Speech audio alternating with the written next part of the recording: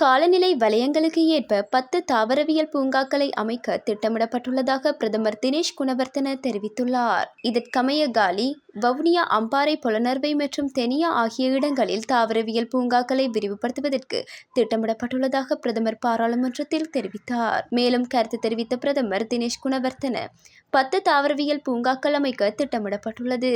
இதுவரை தாவரவியல் பூங்காக்கள் திட்டமிடப்பட்ட விதத்தில் காலி அக்மீமன தாவரவியல் பூங்கா, வவுனியா தாவரவியல் பூங்கா, அம்பாறை, பொலனறுவை, தெனி ஆகிய இடங்களை நாம் இனங்கண்டுள்ளோம். எனவே பாடசாலை செல்லும் மாணவர்களுக்கு பயன்படக்கூடிய வகையில் நாம் இதை அமைக்க திட்டமிட்டுள்ளோம் என்று கூறினார். எதிர்க்கட்சித் தலைவர் சஜித் பிரேமதாச எதிர்வரும் ஞாயிற்றுக்கிழமை முதல் வியாழன் வரை வடக்கிற்கு விஜயம் மேற்கொள்ளவுள்ளார். இதன்போது பல்வேறு நிகழ்வுகளில் பங்கேற்கும் முகமாக இந்த விஜயம் அமையும் என தெரிவிக்கப்பட்டுள்ளது.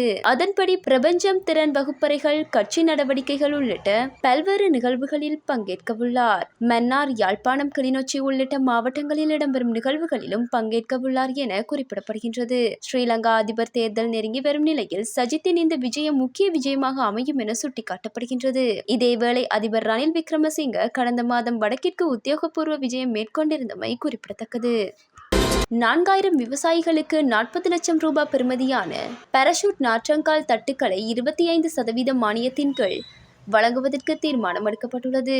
விவசாய அமைச்சர் மஹிந்த அமரவீரவின் ஆலோசனைக்கு அமைய இந்த தீர்மானம் எடுக்கப்பட்டுள்ளது. புதிய விவசாய தொழில்நுட்பத்தை விவசாயிகளுக்கு அறிமுகப்படுத்தும் திட்டத்தின் கீழ் நாற்றுகளை நடுவதற்கு இந்த பாராசூட் டிஸ்குகளை பயன்படுத்தும் முறை அறிமுகப்படுத்தப்பட்டுள்ளது. நெல் சாகுபடிக்கு பாராசூட் டிஸ்குகளை பயன்படுத்தினால் அதிக பலன்களை பெறலாம் என தெரிவிக்கப்படுகிறது. முல்லைத்தீவில் இருந்து ஒரே குடும்பத்தைச் சேர்ந்த 6 பேர் ராமேஸ்வரத்தில் தஞ்சமடைந்துள்ளனர். முல்லைத்தீவில் இருந்து மன்னாருக்கு சென்று மன்னாரிலிருந்து சட்டவிரோதமாக கடல் வழியாக படகில் புறப்பட்டு இன்று அதிகாலை ராமேஸ்வரம் அடுத்த சேராங்கோட்டையை சென்றடைந்துள்ளனர். தாய், தந்தை மற்றும் 4 பிள்ளைகள் உள்ளடங்கலாக 6 பேர் இவ்வாறு தஞ்சமடைந்துள்ளனர். இலங்கை தமிழர்கள் 6 பேரையும் மீட்ட மரைன் போலீசார் மண்டபம் மரைன் காவல் நிலையத்தில் வைத்து விசாரணைகளை மேற்கொண்டு வருகின்றனர்.